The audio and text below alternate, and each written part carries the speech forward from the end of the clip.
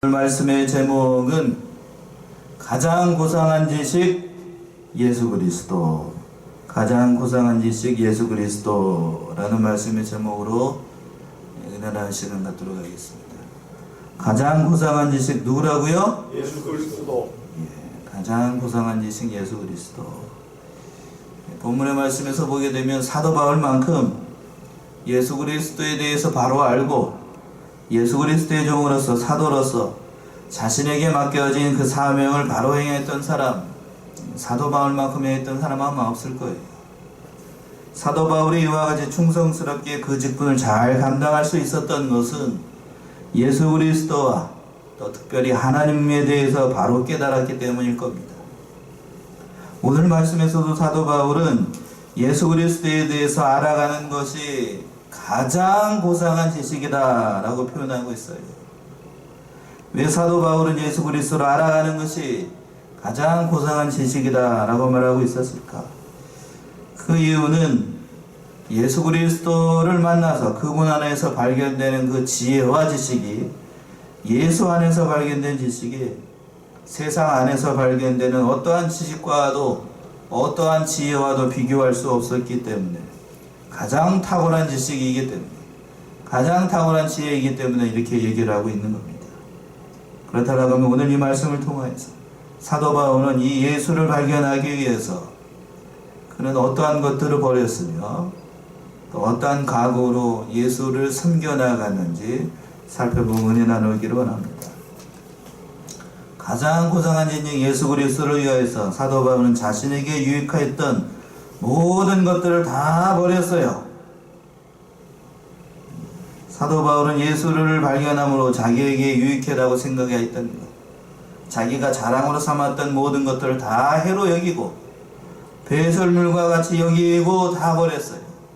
첫 번째는 모든 것을 해로 여겼다라고 표현을 하고 있습니다. 그 말씀이 7절에 있는 말씀이네요. 7절 한번 읽어보세요. 그러나 무엇이든지 내게 유익하던 것을 내가 그리스도를 위하여 다 해로 여길 뿐더러, 모든 것을 해로 여길 뿐더러 이렇게 표현을 하고 있어요. 사도 바울은 그리스도를 알고 그리스도를 얻고 그 안에서 발견되기 위해서 이전에 자신이 유익하다고 생각을 하고 자랑으로 삼았던 모든 것들을 다 잃어버리면 좋다 이렇게 생각을 했던 겁니다. 예수님을 믿는다고 하는 것이 무엇일까를 잠시 생각해 보게 돼요. 예수님을 믿는다라고 하는 것은 예수님을 전부로 삼는 겁니다. 예수님을 나의 하나님으로, 나의 구주로, 나의 생명으로, 나의 기쁨으로, 나의 소망으로, 나의 자랑으로 삼는 것이 예수를 믿는다라고 하는 거예요. 예수님 이외에는 의지할 것도 없고 자랑할 것도 없는 인생이 예수를 믿는 사람이다 라고 얘기할 수가 있어요. 예수를 의지하고 또 예수를 믿기 때문에 세상의 것들은 이제 사도 바울에게는 다 버릴 수 있었다 라고 얘기하고 있어요. 그렇다라고 하면 사도 바울은 과연 어떤 것을 버렸을까? 예수를 믿고 난 다음에 사도 바울은 어떤 것들을 버렸을까? 사도 바울이 버렸던 것을 5절과 6절에서는 이렇게 표현을 하고 있습니다. 5절 6절 한번 읽어보세요. 내가 8일 만에 할례를 받고 이스라엘의 족속이요 베냐민의 지파요 히브리인 중에 히브리인이요 율법으로는 바리새인이요 열심으로는 교회를 핍박하고 율법의 의로는 흠이 없는 자로라.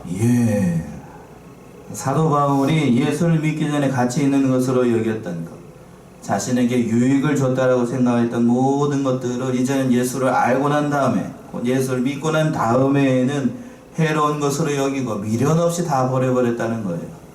뭐 어떠한 것들을 버렸을까요? 5절 첫 번째, 며칠 만에 할례를 받았어요? 8일 만에 할례를 받았던 것. 첫 번째, 8일 만에 할례를 받은 것. 두 번째는 어느 족속인 것? 이스라엘 족속인 것. 또 세 번째는 뭐요? 베냐민 지파인 것. 또 네 번째는 뭔가 하면 히브리인 중에 히브리인인 것. 그리고 다섯 번째는 율법으로는 뭐 어떤 사람? 바리새인인 것. 그리고 또 여섯 번째는 뭐 율법 열심으로는 어디를 핍박하고 교회를 핍박하였던 것. 마지막으로 일곱 번째는 뭐요? 율법의 의로는 흠이 없는 자로라. 흠이 없는 자라고 하는 사람. 이 일곱 가지. 이 7가지를 다 버렸다라고 하는 거예요. 유대 사회에서 바울이 말하고 있는 이 7가지는 참으로 자랑할 만한 것입니다. 보통 이스라엘 자손들은 13살에 할례를 받았습니다. 개종자들은 개종 시에 유대교로 입구할 때에는 그때 개종할 때에 할례를 받았어요. 뒤에 좀 나가보세요. 유대인들은 그런데 이제 사도 바울은 순수한 유대 혈통이기 때문에 출생한 지 8일 만에 할례를 받았어요. 8일 만에. 사도 바울은 정통 이스라엘 자손이면서 또한 어느 자손이라고 얘기하고 있냐면 베냐민 지파에 속했던 사람이다 라고 얘기하고 있습니다. 유대인들은 유다 지파와 베냐민 지파에 속하였다는 것을 자랑으로 삼고 나아갔습니다. 베냐민 지파. 베냐민 지파는 초대에 누가 왕이 됐었죠? 이스라엘 역사 가운데 초대 왕이었던 사람. 초대 왕이 누구지요? 사울이에요. 사울. 사도 바울의 히브리식 이름이 뭘까요? 뭐지요? 제가 어려운 걸 물어보고 있는 것 같다.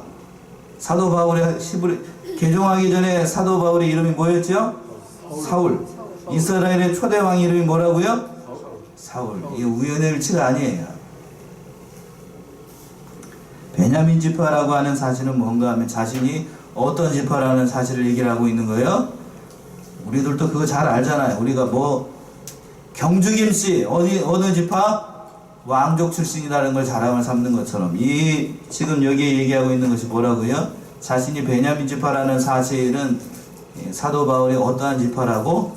왕족 출신이라는 거예요. 왕족 출신. 유대 사회에서 그걸 자랑을 했습니다. 포로로 돌아오고 난 다음에도 마찬가지였어요. 유대가 2개의 지파로 갈라졌을 때에 남쪽 유다와 같이 끝까지 믿음의 정조를 지켜나가는 지파가 어떤 지파냐면 이 베냐민 지파였습니다. 베냐민 지파. 그 베냐민 지파에서 용사들이 많이 나왔어요. 믿음의 용사들. 또한 앞에서 잠시 언급한 것처럼 바벨론의 포로로 잡혀오고 난 다음에도 잡혀와서 돌아오고 난 다음에도 유다 지파와 같이 유다 사회를 재건하는데 가장 큰 힘을 보탠 지파가 이 베냐민 지파였습니다. 또 히브리인 중에 히브리인이다라고 하는 말씀은 부모가 다 순수한 히브리인, 유대 정통 유대인이라고 하는 거예요. 그래서 그렇게 자랑할 만한 거죠. 혈통적으로도 자랑할 만하고 또 거기서 머무는 게 아니에요. 자기가 배운 학문에 대해서 얘기를 하기를 바리새인이라고 하는 거는 유대인들 가운데서도 하나님의 말씀을 가장 엄격하게 가장 보수적으로 지켜나갔던 지파가 바리새인이에요.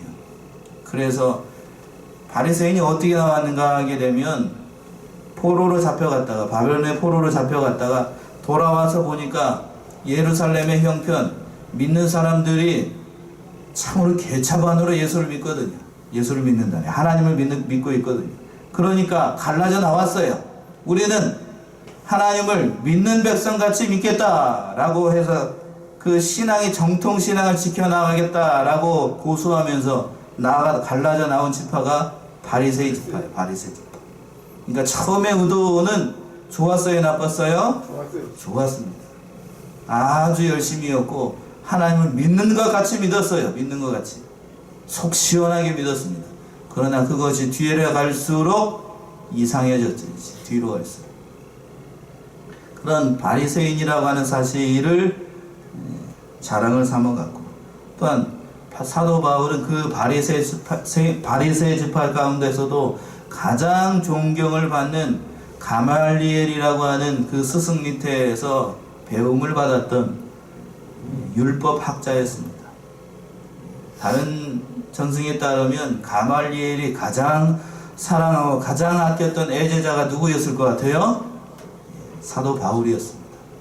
영민하고 똑똑하고 하나를 가르쳐주면 몇을 알고 열을 아는 아주 훌륭한 그런 애제자가 바로 이 사도 바울이었다라고 합니다.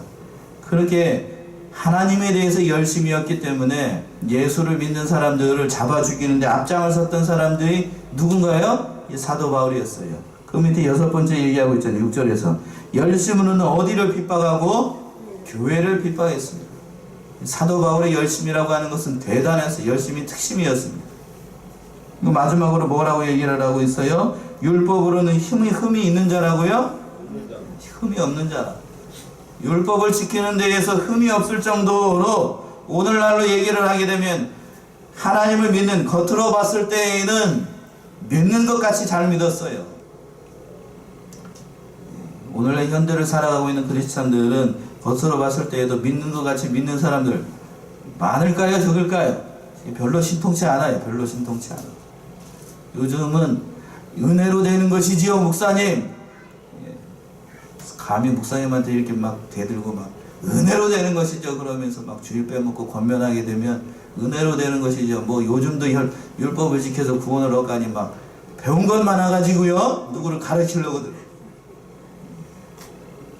그러나 사도 바울은 그러한 면에 있어서도 철두철미하게 잘 지키고 모든 것을 지켜나가면서 하나님의 말씀을 지켜나가면서 있어서 흠이 있었다 없었다? 흠이 없었다라고 합니다. 이 모든 것을 사도 바울은 육신적으로 봤을 때 자랑할 만하잖아요. 얼마나 자랑하고 싶어요. 여러분 같으면 얼마나 자랑하고 싶어. 예를 들어서 설명하게 되면 그 아들 하나가 옛날에는 요즘도 그렇지만 정읍에서 서울대학교 법대를 합격을 했어요. 그럼 어떻게 되죠? 어떻게 돼요? 저희 동네에서는 저희 교회 동네 들어가는 입구에다가 현수막이 붙습니다. 어디 합격했다고?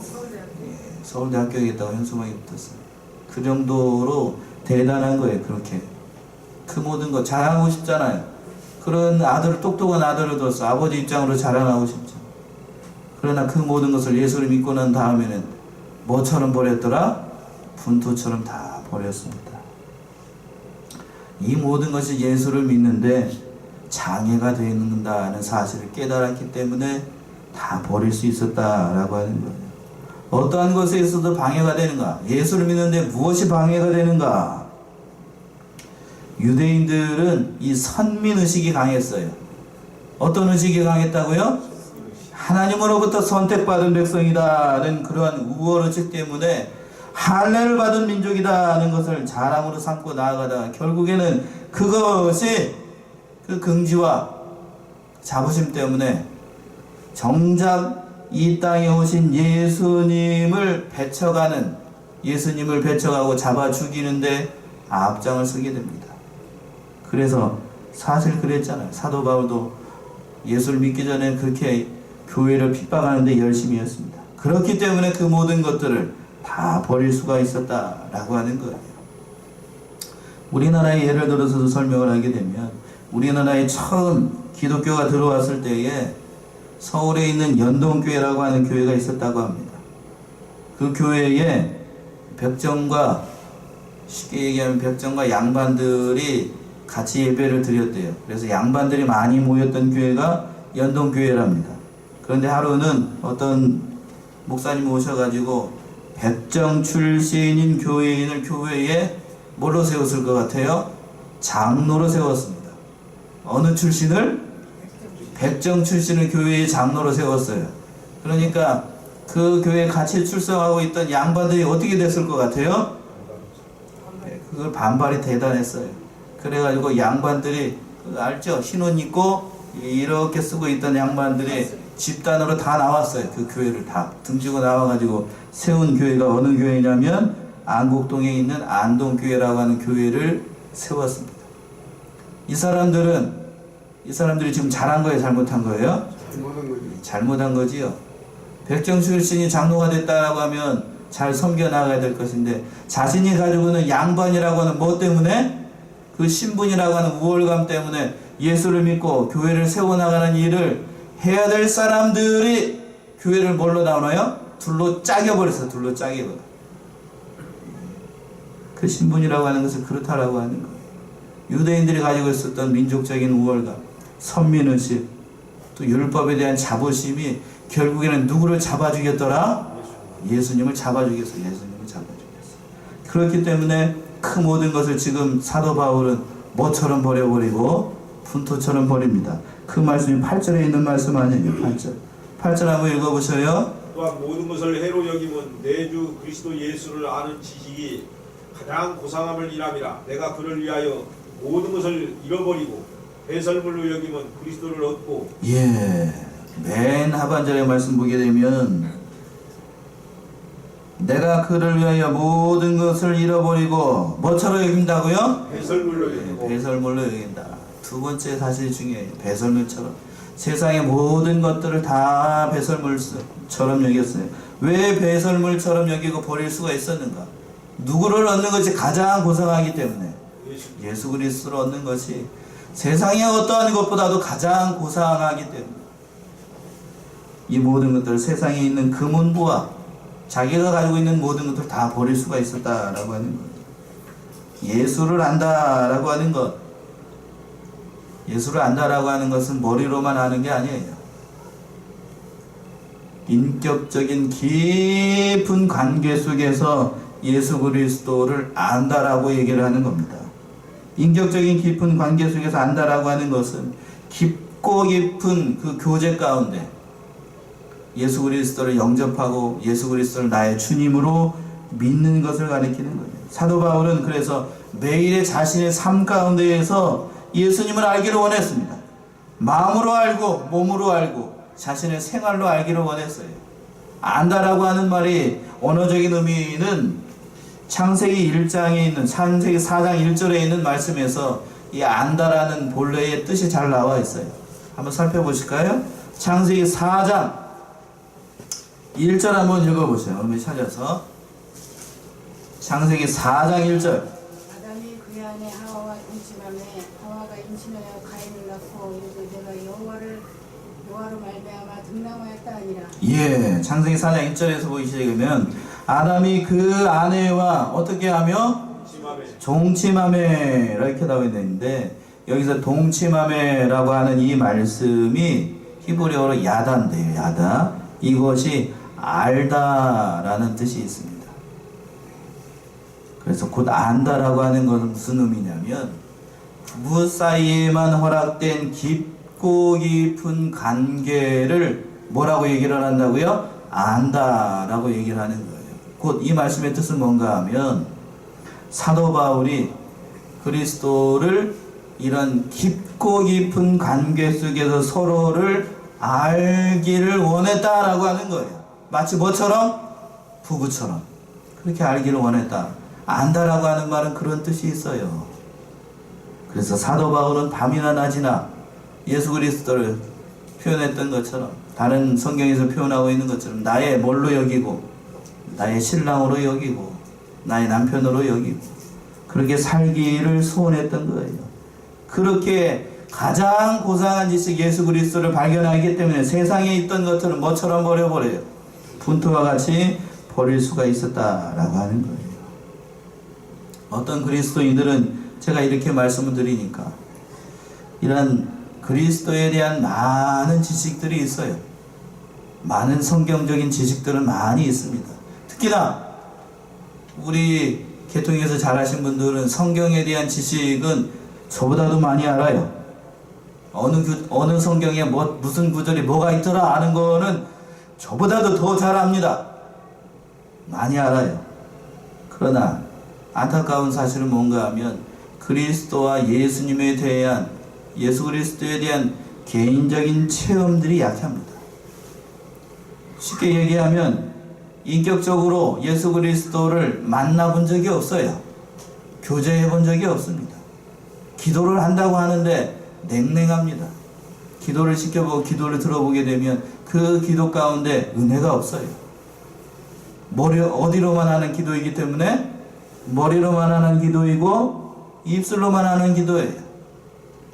어디로 하는 기도가 아니에요. 나의 중심으로 내 마음으로 하는 기도가 아니에요. 인격적으로 예수 그리스도를 안다라고 하는 것은 나의 중심으로부터 예수 그리스도를 영접하는 것. 그런 개인적인 체험이 있었기 때문에 사도 바울은 예수 그리스도를 가장 극적으로 만났어요. 사도 바울이 언제 회심을 했는가? 성경을 아는 사람은 사도 바울이 언제 예수님을 영접했는가 다 알아요. 어디서 만났죠? 다메섹으로 누구를 잡으러 가다가 예수 믿는 족속들을 잡으러 가다가 부활하신 예수님을 그때 만나야 돼요. 그때 예수님을 만난 이후로 사도 바울은 그 예수님을, 그 부활하신 예수님을 표대를 삼아서 그 믿음의 길을 걸어나갔습니다. 이러한 지식, 예수님을 체험한 지식이 사도 바울에게는 풍성했다라고 하는 거예요. 이러한 체험적인 지식이 있어야, 예수 그리스도를 감정적으로 체험한 바가 있어야 예수님 앞에 바로 믿고 예수를 바로 믿어나갈 수가 있다는 거예요. 예를 들어서 설명을 하게 되면 이 체험적인 지식이 있어야 된다는 것을 이렇게 설명을 할 수가 있을 것 같아요. 어린아이가 어머니에 대해서 안다라고 이야기를 할 때 어린아이는 어머니를 지성적으로 이성적으로 안다라고 얘기하지 않아요. 그쵸? 무슨 얘기인가 하게 되면 오직 어머니를 체험적으로 좀 더 정확히 표현하게 되면 본능적으로 어머니를 알아봐요. 맞나요? 어머니를 알아보고 좋아합니다. 어머니라고 얘기하지 말고 엄마라고 얘기하지. 엄마를 본능적으로 알아보고 좋아해요. 엄마의 사랑을 말하지 않아도 압니다. 말하지 않아도, 설명하지 않아도 엄마가 나를 사랑한다는 사실을 알아요. 체험적으로 안다라는 사실은 그렇게 아는 것을 얘기를 하는 거예요. 이러한 지식은 머리로 연구한다고 해서, 많은 연구를 한다고 해서 아는 것이 아니고 믿음으로 알고 사랑으로 알고 가슴으로 알고 마음으로 아는 거예요. 사도 바울이 주님을 알고자 했던 지식이라고 하는 것은 그렇게 예수님의 마음을 알고 예수님의 뜻을 알고 모든 것을 다해서 자신의 중심으로 자신의 가슴으로 예수님을 알기를 원했다라고 하는 거예요.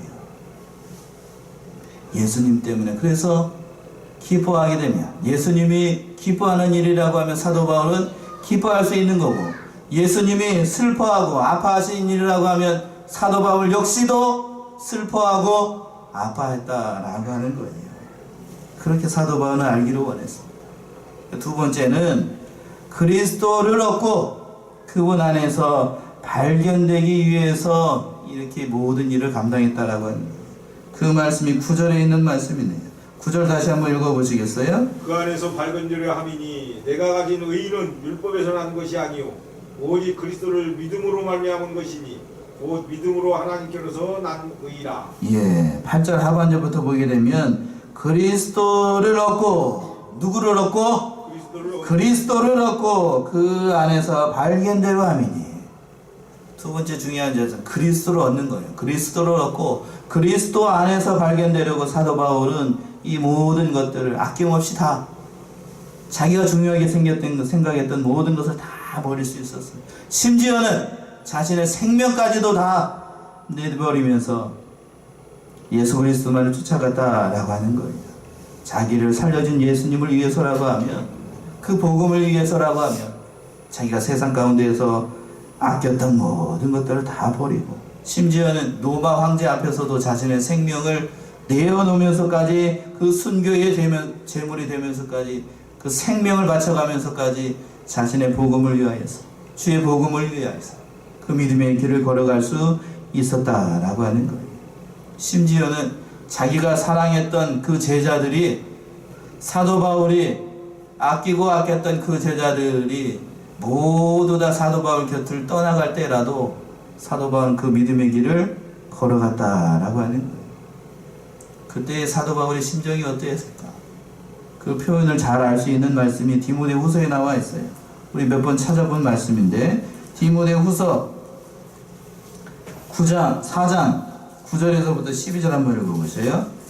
신약성경 디모데후서 4장 9절에서부터 12절. 돈으로서 속히 내게로 오라.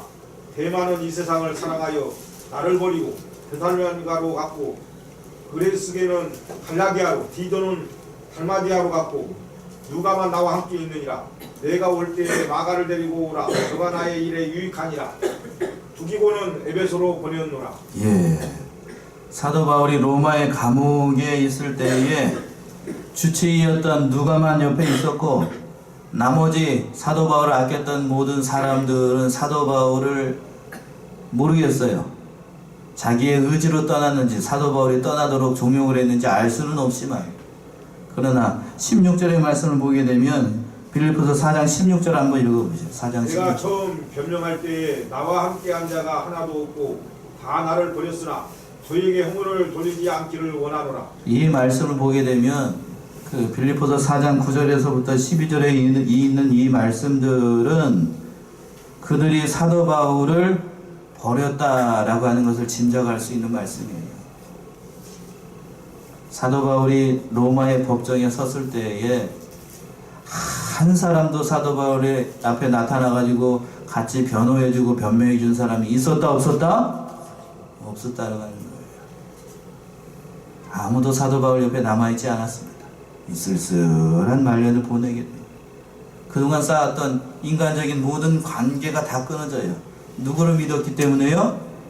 예수를 믿었기 때문에 이제까지 자기가 쌓아왔던 모든 인간 관계가 다 끊어져. 누구를 믿었기 때문에? 예수를 믿었기 때문에 모든 인간 관계가 다 끊어져. 그런다 할지라도 그 사도 바울은 그 예수를 버리지 않습니다. 왜 버리지 않아요? 그분 안에서 예수 그리스도를 알아가고 그분 안에서 발견되는 것이 인간적인 관계가 끊어지고 모든 것이 단절이 되고 로마의 법정 앞에 자기 혼자 선다 할지라도 예수 그리스도로 발견되는 그것이 곧 9절에서 보게 되면 그분 안에서 발견되는 것이 가장 좋았기 때문에 그렇게 표현을 하고 있어요. 9절 한번 읽어보세요. 본문의 말씀 돌아와가지고 그 안에서 발견되려 함이니 내가 가진 의는 율법에서 난 것이 아니요 오직 그리스도를 믿음으로 말미암은 것이니 곧 믿음으로 하나님께로서 난 의라. 그 안에서 발견되려고 하매니 내가 가진 의는 율법에서 난 것이 아니요 오직 누구를 믿음으로 말미암은 것이니 그리스도를 믿음으로 말미암은 것이니 곧 믿음으로 어디로부터 하나님께로부터 난 의라 라고 설명을 하고 있습니다. 이건 자칫 오해의 소지가 있는데 그리스도 안에서 발견된다 라고 하는 것은 자신의 의나 자신의 열심을 나타내고자 하는 표현이 아니라고 하는 거예요. 제가 어렵게 설명을 하는 것 같지만 그러나 이 말씀의 뜻은 뭔가 하면 자신이 예수 그리스도 안에서 발견되려고 하는 그러한 열심은 자신의 열심이 아니라 자신의 의가 아니라 9절 맨 하반절에 누구로부터 난 의라고 얘기하고 있어요?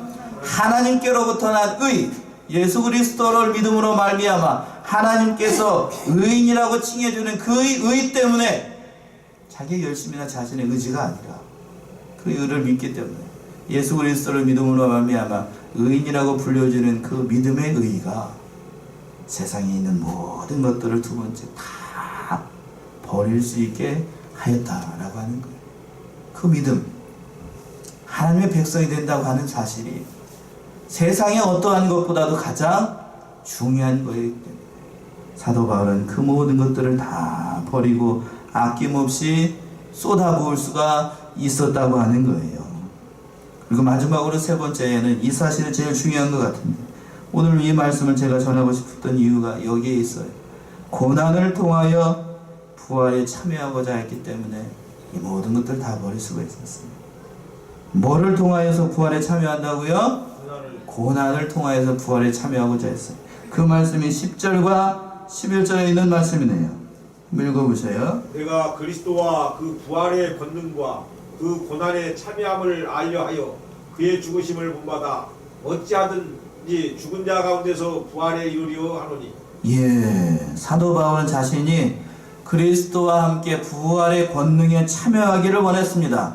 그런데 그 부활의 권능에 참여하기 위해서는 어느 거에 같이 참여하게 해야 되냐면 10절에서 보게 되면 내가 그리스도와 그 부활의 권능과 그 어디에 참여해야 된다고요? 고난에 참여해야 돼. 고난. 쉽게 말씀을 드리면 십자가 없는 부활이 있다 없다? 없다고 하는 거예요. 고난에 참여한다라고 하는 것은 그런 의미예요. 부활에 내가 참여하고 싶다라고 하면 나도 뭐에 참여해야 된다는 거예요? 고난에 참여해야 되고 내가 진 뭐를 감당해야 된다? 십자가를 감당해야 된다는 거예요. 고난이라고 하는 것은 그런 의미가 있어요. 그런데 현대를 살아가고 있는 크리스찬들은 뭐는 좋아하면서, 부활은 좋아하면서 뭐는 지기를 싫어해? 십자가는 싫어해요. 예수 믿고 복 받으세요 라고 하는 말씀은 좋아하지만, 예수 믿고 같이 일해 봅시다, 하나님을 위해서 열심히 일합시다 라고 얘기하면 뭐부터 찌그러져요? 이렇게 인상부터 찌그러져요. 그것이 현대를 살아가고 있는 크리스찬들의 믿음의 현지서라고 하는 거예요. 그러나 사도 바울은 부활에 참여하기 위해서 자신이 뭐에 참여하기를 간절히 원했어요? 고난에 참여하기를 간절히 원했습니다. 이것이 믿음이라고 하는 거예요. 사도 바울이 얼마나, 사도 바울만큼 그리스도를 위해서 고난 많이 받은 사람 이 찾아볼 수가 없어요. 일명 고난의 장이라고 얘기하고 있는 고린도후서 11장 23절 이하에서 보게 되면 사도 바울만큼 고난을 많이 받은 사람 없잖아요. 한번 찾아보세요. 고린도후서 11장, 이게 마지막이에요. 11장 23절에서부터 27절까지. 저희가 그리스도의 일꾼이냐 정신없는 말을 하거니와 나도 더욱 그러하도다. 내가 수고를 넘치도록 하고 옥에 갇히기도 더 많이 하고 매도 수없이 맞고 여러 번 죽을 뻔하였으니 유대인들에게 40에 하나 감한매를 5번 맞았으며 3번 태장으로 맞고 1번 돌로 맞고 3번 파선하는데 일주야를 기쁘면서 지냈으며 여러 번 여행의 강의 위험과 강도의 위험과 동족의 위험과 이방인의 위험과 시내의 위험과 광야의 위험과 바다의 위험과 거짓 형제 중의 위험을 당하고 또 수고하며 애쓰고 여러 번 자지 못하고 줄이며 목마르고 여러 번 굶고 춥고 헐벗었노라. 예. 여기에서 예수를 믿고 난 다음에 여러분이 당하였던 것 한 가지라도 있으면 양심적으로 한번 손을 들어보셔. 나는 여기에서 한 가지라도 해당이 됩니다. 그런 사람 있나요? 제가 단언컨대 저를 포함하여 여기에 한 가지라도 해당되는 사람 단 한 사람도 없어요.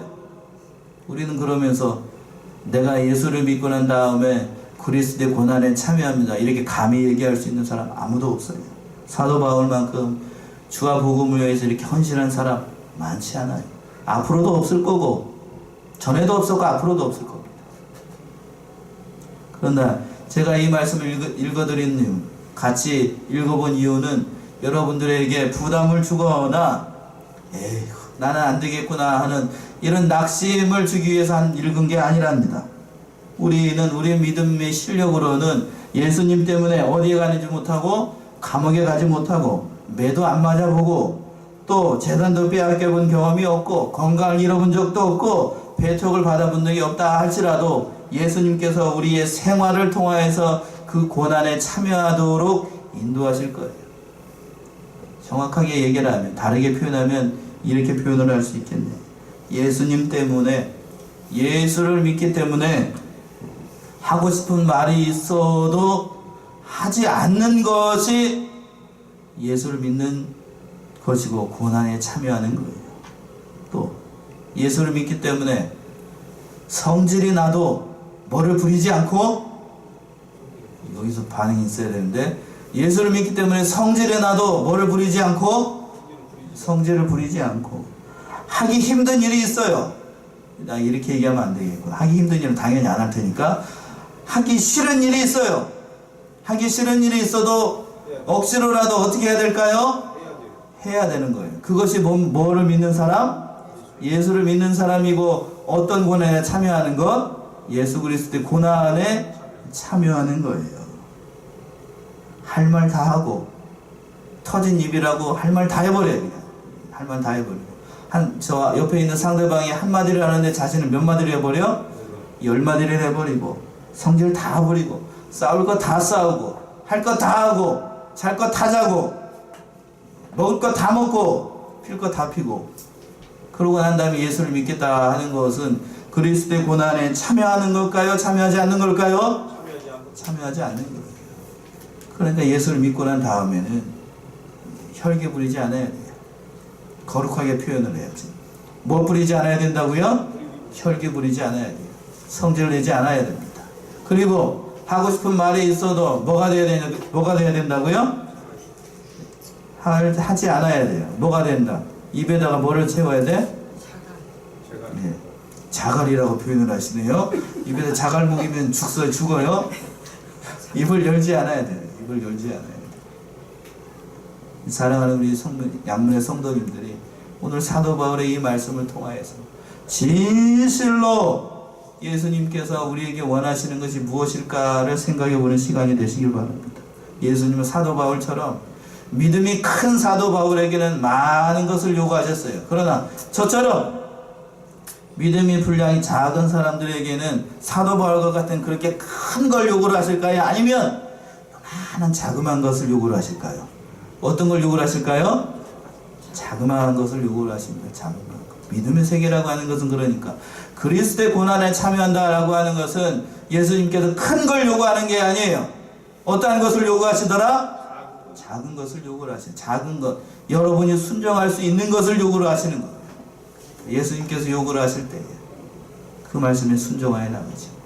모든 사명을 여러분들이 잘 동참하시게 되면 하나님께서 옳다 인정함을 받게 될 것이고 사도 바울이 당하였던 그 고난에 참여하는 그런 백성이 될 거예요. 오늘 가장 고상한 이신 예수 그리스도에서 살펴봤는데 이 말씀을 통하여서 사도 바울이 예수 그리스도를 가장 고상하다라고 표현했던 것처럼 그것이 사도 바울에게만 국한된 말씀이 아니라 누구의 고백이 되어야 된다고요? 저와 여러분의 고백이 되어야 됩니다. 그래서 가장 고상한 지식 예수 그리스도를 얻어서 가장 기쁘게 신앙생활 잘 해 나가시는 우리 사랑하는 양내 성도님들 다 되시기 바랍니다. 기도하겠습니다.